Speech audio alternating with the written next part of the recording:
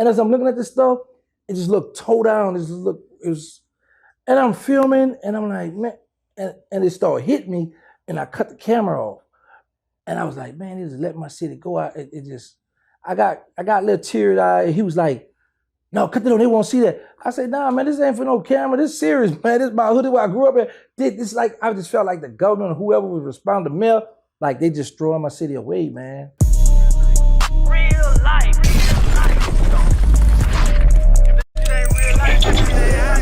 It ain't real life. Just ain't real. Real life street stars. You know what time it is. So, why was that your first time at the strip club? Besides, you've been in jail almost all your life. Hey, right there. Okay. Because, they had a club she sees in New Orleans, right? Yeah. So at this time I was 21. The girl I was with, she was 19.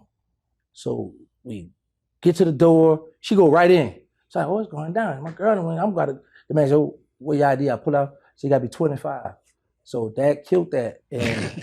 And since I've been home, it was nothing never that crossed my mind at this point. And then when Charles White invited me out, he walk up and he just told the people, they with me.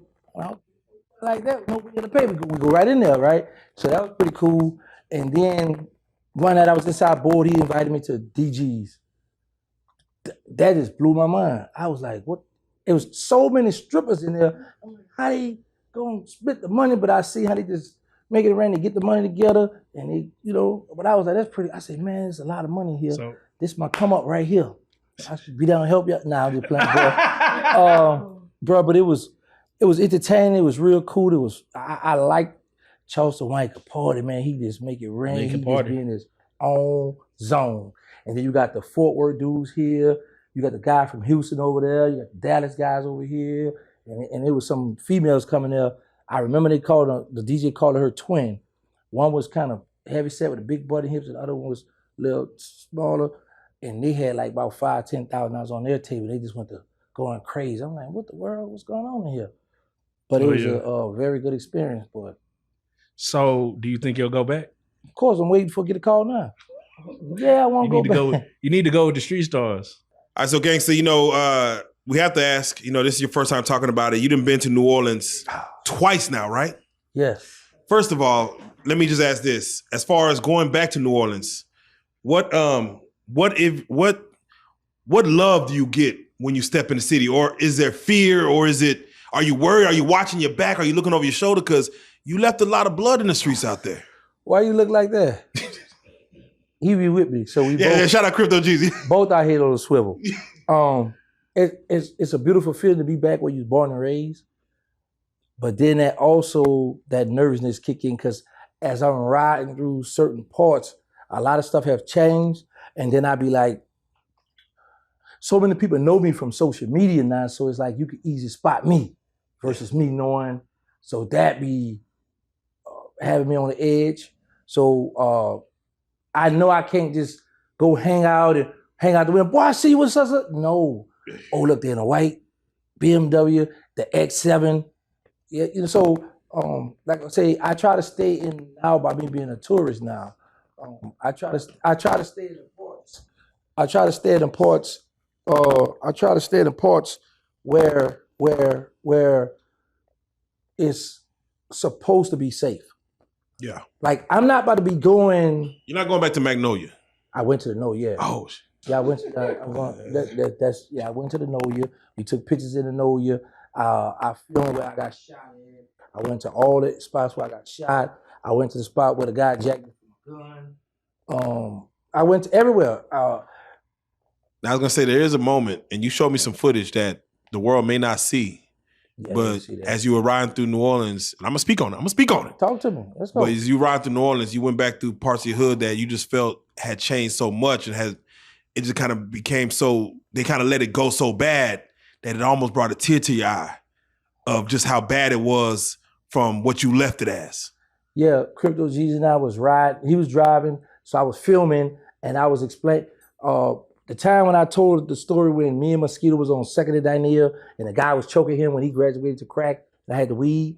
So we went around that hood. And I was like, the store used to be over here. The building was right there where the dude was choking mosquito away when I come around. And as I'm looking at this stuff, it just looked toe down. And I'm filming and I'm like, man, and it started hitting me and I cut the camera off. And I was like, man, it just let my city go out.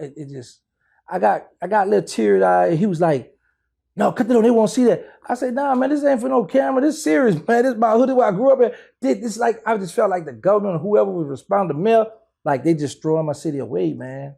Like, do you feel like after Katrina, some more money should got poured into the city to build it back up? yes, because New Orleans, but the thing is they so corrupt that they be pocketing the money, do all kind of dirty cutthroat stuff, man.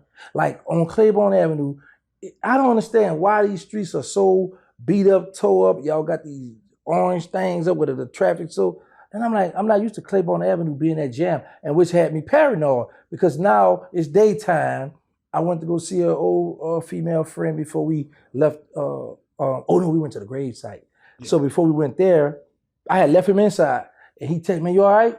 Because the crazy part is, I got a lot of beef, old stuff from uptown while I was driving there, and his problem downtown. So it's like we both got to be careful when we in that city, even though we old, we know that nephews, uncles, cousins, brothers, sisters, they still out there.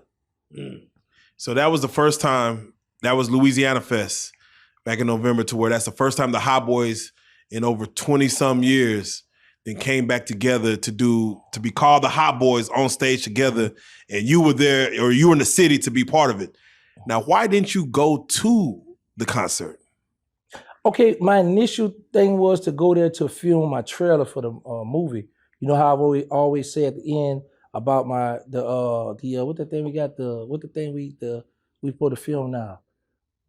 The reality show, how I say it, then I say about the Boys at War, how I'm always promoting and talking about that. Yeah. And you know how I am. I don't like to keep saying, hey, we're gonna do this, and then it never happened. So I was like, you know what, let's go do it. So we go down there, I started telling people about the casket part, when we bring the casket to this lady house and shoot it up in front of her and all this, and it was like, oh. So the people who were filming got a little nervous, and it was like, wait. Now, we could take your money, but you have some serious scenes. Like we went back to the neighborhood where my mother got shot, and they reenact that part. So we had a lot of in-depth stuff that we was doing for the trailer. Yeah. So the man was like, man, you gotta give me a little more time. I said, well, I'll give you a month. Go ahead, I'm not tripping. So, but while we was down there, I felt like this.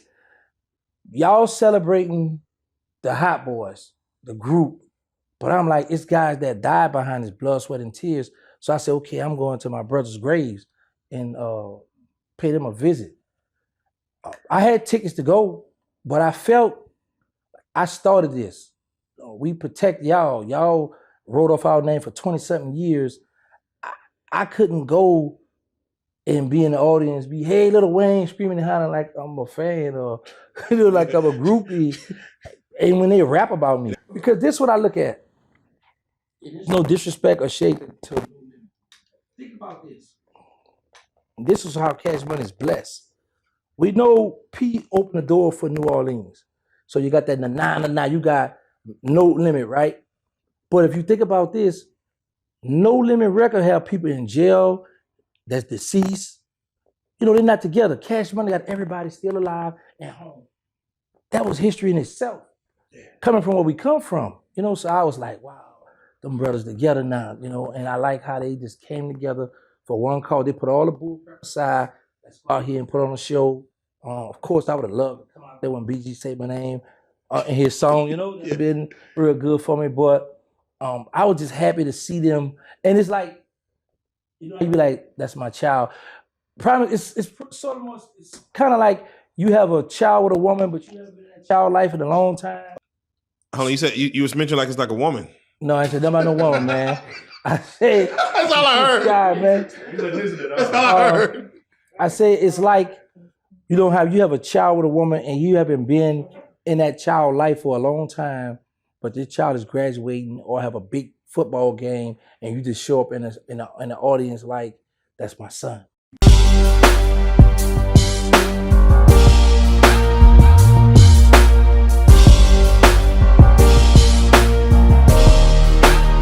Shout out Reallyfe Street Starz, nigga. Move. Hey.